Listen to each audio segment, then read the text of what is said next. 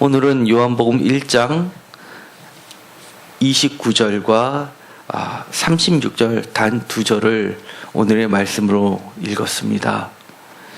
이것은 세례 요한이 예수님을 보고 첫눈에 성령에 머무르는 것을 보고 그가 만인 앞에서 증언한 내용입니다. 보라, 세상 죄를 지고 가는 하나님의 어린 양이로다. 36절에는 이렇게 되어 있습니다. 보라, 하나님의 어린 양이로다. 이 하나님의 어린 양이라는 표현은 우리 기독교에서 매우 중요한 말이고, 또 예수 그리스도를 형상화하는데 어린 양으로서 대표되고 있기 때문에 사실은 우리는 하나님의 어린 양이다, 또는 세상 죄를 지고 가는 하나님의 어린 양이다 라고 했을 때 현대인 크리스찬들은 아무런 문제가 없습니다. 너무나 잘 알고 있다고 생각합니다. 그런데 공교롭게도 학자들로 갈수록, 그리고 요한복음을 전공하는 세계적인 학자들일수록 이 구문은 아주 난해한 구문 중에 하나입니다. 여러 가지 견해들이 있는데 그것을 하나하나씩 좀 살펴보고자 합니다. 물론 내용이 많습니다. 그래서 오늘은 구분을 지어서 먼저 말씀을 드리려고 합니다. 크게 보면 하나님의 어린 양이라고 할 때 이 어린 양은 보통 세 가지 범주 중에 하나 또는 두 개가 중복되어 있을 것이다 라고 보고 있습니다. 첫 번째는 묵시적 어린 양이라는 겁니다. 말이 좀 어렵습니다. 감춰져 있다가 세상 끝날 때, 야외에 날 때 나타나는 계시되는 어린 양으로서 표현을 하고 있는 겁니다. 두 번째는 속죄 양입니다. 우리가 아주 잘 알고 있는 내용이죠. 예수 그리스도의 십자가 사건하고 맞물려서 우리가 쉽게 이해할 수 있는 부분입니다. 세 번째는 고난받는 어린 양입니다.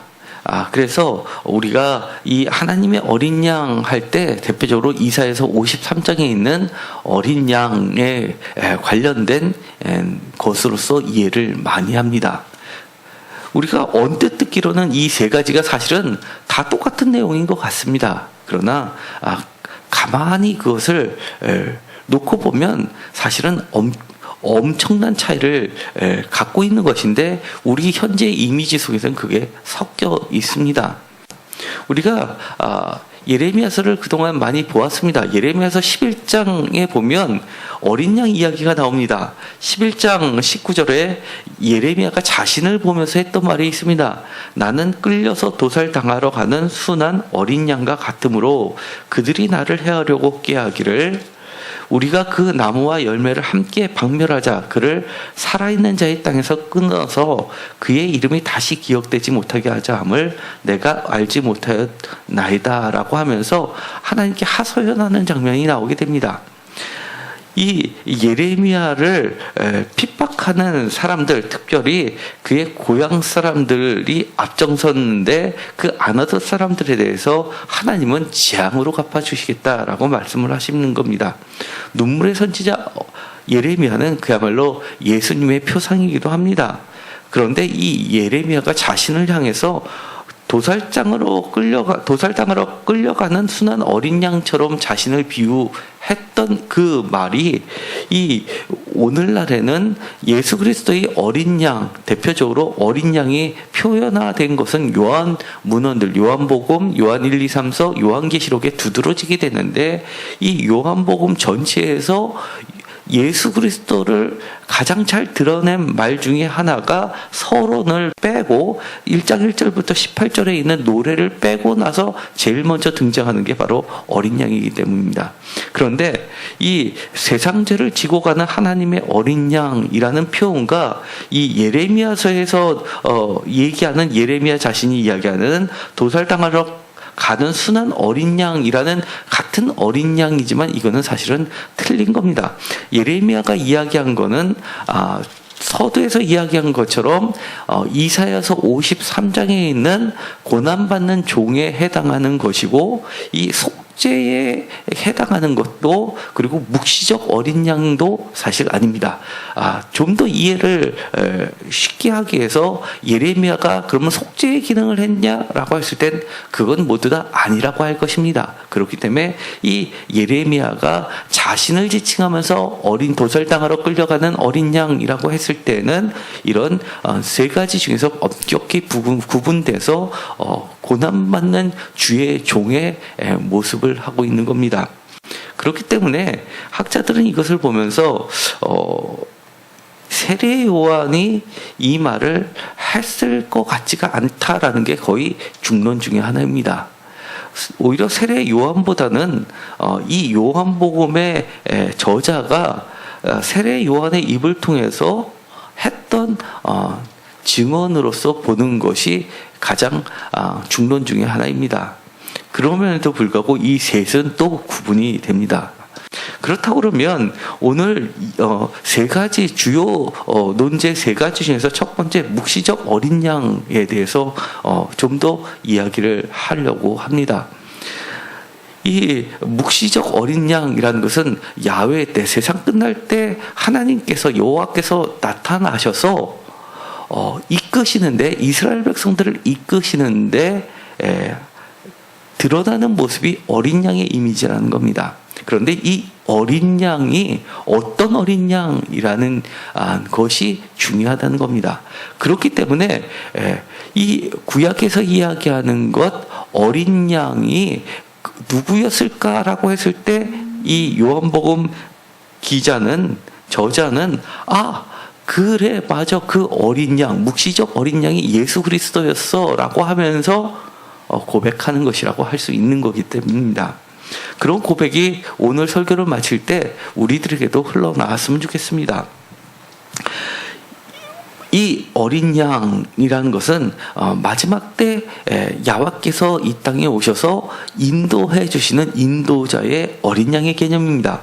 이 간단한 두 절만 보더라도 보라 세상 죄를 지고 가는 하나님의 어린 양이라는 29절의 표현과 또 36절에 하나님의 어린 양이라는 표현 둘 사이는 커다란 차이가 있습니다. 똑같은 것은 하나님의 어린 양이라는 말은 있는데 앞에 절 29절에는 있는데 28절에는 빠져있는 말이 세상 죄를 지고 가는 이라는 표현입니다. 이 세상 죄를 지고 간다는 표현이 무엇일까가 또한 중요한 논제 중에 하나입니다. 표준 세번역에서는 우리는 세상 죄를 지고 간다라고 하면 세상 죄를 속죄시키는 대속의 개념으로서 이해하는데 그것이 사실은 깊이 들어가면 그렇지 않고 여러 가지 해석 중에 하나로 제시되고 있기 때문입니다. 표준 세번역에서는 똑같은 본문을 이렇게 표현합니다. 세상 죄를 지고 가는 하나님의 어린 양입니다 할 때 지고 가는 데다가 리을 되어 있고, 표준 세번역에서는 리을 각주로 제거하는 또는 치워 없애는 으로 번역할 수도 있음으로 각주를 달아놓고 있습니다. 그러니까 여기서는 세상 어린 양인데, 하나님의 어린 양인데, 그 하나님의 어린 양은 세상 죄를 제거하는, 그리고 또는 치워 없애는 어린 양이라는 겁니다. 그렇기 때문에 이 어린 양이 사실은 어렵습니다. 구약의 제사를 보면 속죄 죄에 쓰여지는 동물은 대표적으로 소입니다. 그리고 그 다음이 염소입니다. 사실은 양은 세상 죄를 속죄하는 속죄제에 들어가는 것보다 날마다 하나님께 예배드리는 상번제, 아침과 저녁에 드려지는 그런 상번제, 번제, 다 태워드리는 번제에 들어가는 것이 양이고, 속죄에 해당하는 것은 염소입니다. 그렇기 때문에 앞에 있는 부분, 세상 죄를 박멸하는, 제거하는 하나님의 염소 하면 그것이 구약의 개념하고 맞아떨어지는 겁니다. 그런데 여기서는 어린 양으로 나오니까 당황해하는 겁니다. 대표적으로 왜 이런 일이 벌어졌느냐라는 것을 생각해 본다면 동서양을 불문하고 비슷한 경우가 있습니다. 우리나라에서도 띠를 나타낼 때 양띠라고 있습니다. 여기 계신 분 중에서도 양띠가 있죠. 양띠는 매우 선하고 착하고 그런 순한 동물로서 표현이 되고 있습니다. 그런데 동서양을 막론하고 이 양은 굉장히 사랑받는 짐승입니다. 그런데 고문서로 갈수록, 한문으로 기록되어 있는 고문서로 갈수록 사실은 산양은 산염소하고 차이가 없다는 것이 현대의 중론입니다. 염소도 양이라고 한자로는 양양자를 써서 불렀고, 염소도 마찬가지로 양도 양양자를 써서 불렀다는 겁니다. 이 히브리도 마찬가지입니다. 유대인들도 고대로 갈수록 이 양과 염소는 사실 잘 구분하지 않았었습니다. 그렇기 때문에 대표적으로 보면 우리가 아주 잘 알고 있는 에피소드가 하나 있습니다. 야곱에 관련된 에피소드가 있는데, 이 야곱이 창세기 31장에 보면 그 자신의 삼촌 라반으로부터 착취당한 임금을 하나님께 간구해서 그것을 다시금 돌려받을 때 하나님으로부터 꿈의 계시를 통해서 받은 내용이 있습니다. 새끼를 뵐 때 그 양떼가 새끼 뵐 때 내가 꿈에 눈을 들어보니 양떼를 탄 순양은 다 얼룩무늬 있는 것과 점 있는 것과 아롱진 것이었더라라는 창세기 31장 10절의 말씀이 있습니다. 개역개정에서는 이렇게 번역을 했습니다. 꿈에 눈을 들어보니 양떼를 탄 순양이라고 되어 있는데, 원어로는 순양이 아니라 사실은 숫염소입니다. 그리고 이 글자 그대로 주로 번역했다는 이 킹제임스 성경 같은 영어 성경을 보면 메일 고트라고 표현할지 램이라고 번역을 하지 않았습니다. 그렇기 때문에 이 개념은 양이라고 보다는 염소가 더 맞다는 겁니다.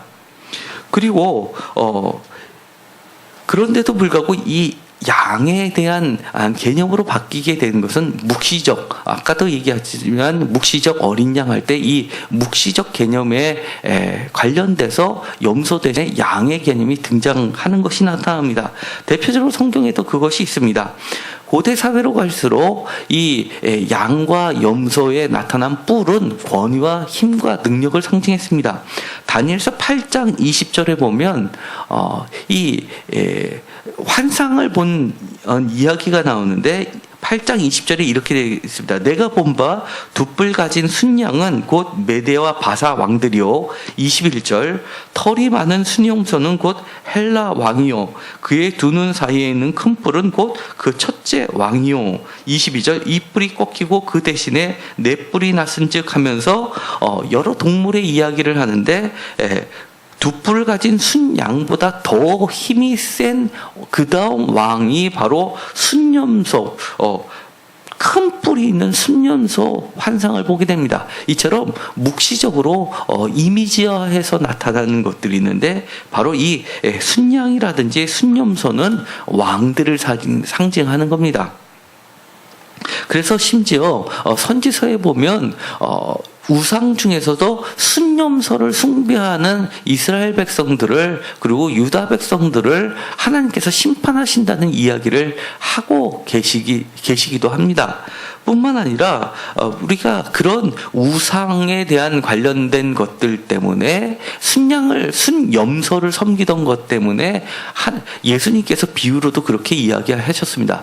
양과 염소를 가르는데 양은 우측에 염소는 왼쪽에 라고 심판을 하신다고 하셨고, 양은 천국에 염소는 지옥에 멸하신다고 했을 때 그 양과 염소를 나누는 행위, 이것이 심판이고, 그 중에서 양은 왜 오른편인지, 왜냐하면 양도 귀했고 염소도 귀했는데 왜 예수님께서는 염소를 나쁜 것으로 취급했느냐 했을 때는 이 우상과 관련된 것으로 보았다는 것이 정설입니다. 그렇기 때문에 원래의 구약적 유대 제사의 근거에서는 염소는 결코 나쁜 것이 아니었지만 그 고대 근동에서 순염소는 특별히 이 왕을 상징했고 또 우상을 상징했기 때문에 예수님 시대, 그러니까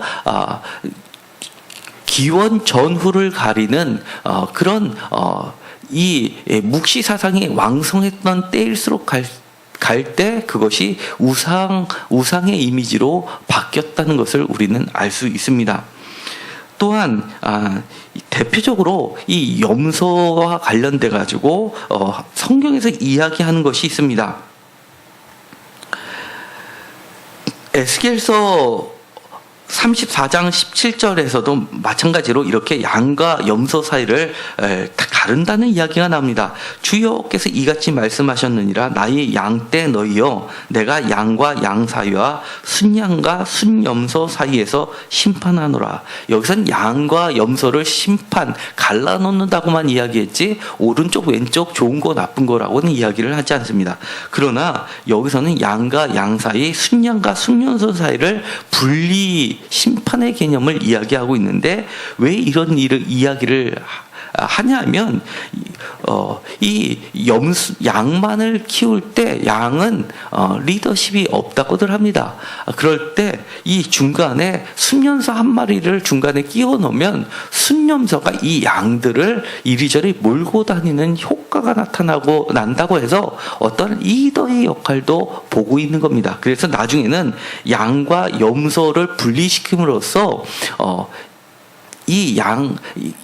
때로서의 양과 염소를 구분시키는 것을 보여주는 장면도 에스겔서에 들어가 있습니다. 그것이 더 발전돼 가지고 이처럼 리더의 개념으로서의 이 왕의 개념으로서의 그런 이미지는 요한계시록에 가서 절정을 이루게 됩니다. 요한계시록에 특별히 7장 17절에 보면 이렇게 되어 있습니다. 이는 보좌 가운데 계신 어린 양이 그들의 목자가 되사 생명수 샘으로 인도하시고 하나님께서 그들의 눈에서 모든 눈물을 씻어주실 것입니다. 여기서 보면 어린 양이 등장하는데 이때 어린 양은 염소가 양들을 이끄는 것이 아니라 오히려 어린 양이 커다란 양떼들을 이끄는 모습으로 나오게 됩니다. 그것이 예수님이고 그 어린 양으로부터 무엇이 흘러나냐면 생명수 샘으로 인도하는 리더십이 나오는 걸로 보고 있는 겁니다. 그러니까 여기서는 어린 양이 순염소를 대체해서 순염소보다 훨씬 능가한 권위와 능력으로 참된 인도자의 역할을 하는 것으로 나오게 됩니다. 요한계시록 7장 13절에 보면 이렇게 되어 있습니다. 장로 중 하나가 응답하여 나에게 이르되 이 흰옷 입은 자들이 누구며 또 어디서 왔느냐라고 묻습니다. 14절에 내가 말하기를 내 주여 당신이 아시나이다 하니 그가 나에게 이르되 이는 큰 환난에서 나오는 자들인데 어린 양의 피에 그 옷을 씻어 희게 하였느니라 라고 대답을 하십니다. 여기서 보면 하나 더 발전된 이미지를 부여합니다. 아까 7장 17절에는 인도자 어린 양의 모습이었는데 14절에 가면 여기서는 속죄의 기능까지로 이 어린 양이 감당하는 걸로 두 가지의 이미지를 한 어린 양에다 부여하고 있습니다. 그러면서 요한계시록 17장 14절에 보면 구체적으로 이렇게 왕의 이미지를 명확하게 합니다. 그들이 어린 양과 더불어 싸우려니와 어린 양은 만주의 주시요 만왕의 왕이시므로 그들을 이길 터이요 또 그와 함께 있는 자들 곧 부르심을 받고 택하심을 받은 진실한 자들도 이기리로다 라고 이야기합니다. 여기서 이 어린 양은 최후 심판을 이끌면서 승리자로 드러나게 되는데 어린 양만 승리자가 아니라 어린 양으로부터 인도함을 받는 자들, 택하심을 받은 자들, 부르심을 받은 자들, 곧 성도들이죠. 저희 같은 성도들 모두도 승리로 이끄시는 분으로 그려내고 있습니다. 그렇기 때문에 이 오늘 읽었었던 보라 세상죄를 지고 가는 하나님의 어린 양이로다, 하나님의 어린 양이로다 라고 할 때 이것은 여러 가지 이미지가 섞여 있는 것으로 나오는데, 사실은 엄격히 분리하면 여기서는 여러 가지 중에서 첫 번째를 우선적으로 생각해 볼 수가 있는 겁니다. 묵시적, 최후 때 승리로 이끄시는 예수님으로서 우리는 이해할 수 있는 겁니다. 또한 여기서 세상 죄를 지고 가는이라고 할 때 이 부분이 요한계시록에 보면 우리가 이미 읽었었던 것처럼 속죄의 기능을 나타내는 것까지 포함된다고 했습니다. 그런데 제가 아까 말씀드렸던 것처럼 보다 구역적인 이미지로는 보라 세상 죄를 지고 가는 하나님의 순념소라고 해야지 정확하다라고 했습니다. 왜냐하면 이것은 세상 죄를 지고 가는 순념소의 이미지는 레위기에 있습니다. 레위기에 대표적으로 아사셀이라고 들어보았을 겁니다. 대속죄일 때 이 두 마리의 염소를 택해서 제사장이 거기에다가 손을 얹고 죄를 전가를 시킨 다음에 한 마리는 죽이고 한 마리는 광야로 보내버립니다. 그래서 광야에서 돌아오지 못하게 해서 멀리 그 죄를 짊어지게 해서 속죄의 기능을 하게 하는 것이 바로 아사셀 염소였습니다. 그래서 시편에서 보면 우리의 죄를 동이 서에서 먼 것처럼이라고 이야기하는 것이 바로 성전과 이 아사셀이 가는 방향을 동쪽과 서쪽에 위치해 있기 때문에 동이 서에서 먼 것처럼이라고 하는 것은 바로 서쪽에 있는 성전에서부터 동쪽으로 해서 유대 강야 끝까지 가는 동쪽으로 계속해서 가서 유대 강야 낭떠러지에 떨어져 죽으면서 죄가 동이 서에서 먼 것처럼 우리의 죄를 짊어지고 멀리 가는 순년소를 상징화했기 때문입니다. 그렇기 때문에 이 세상 죄를 짊어지고 간다는 것은 정확히 이야기하면 이 속죄의 개념이지만 그것은 양이라기보다도 염소에 해당할 수 있는 겁니다.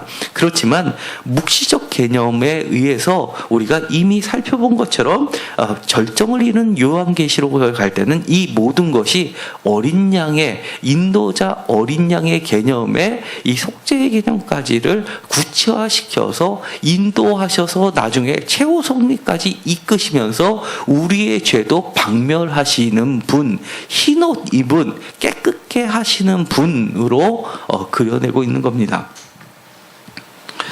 또한 이 자신의 죄를 짊어간다라고 하는 이 표현은 같은 요한복음과 같은 문헌군에 속하는 요한 문헌들이 있습니다. 그 중에 대표적인 것이 요한일서인데 요한일서에는 이것이 같이 연결돼서 나옵니다. 요한일서는 요한복음보다 나중에 기록된 것으로 보여지고 그렇기 때문에 이것보다도 더 발전된 형태가 나타났는데 요한일서 3장 5절에 보면 이렇게 표현됩니다.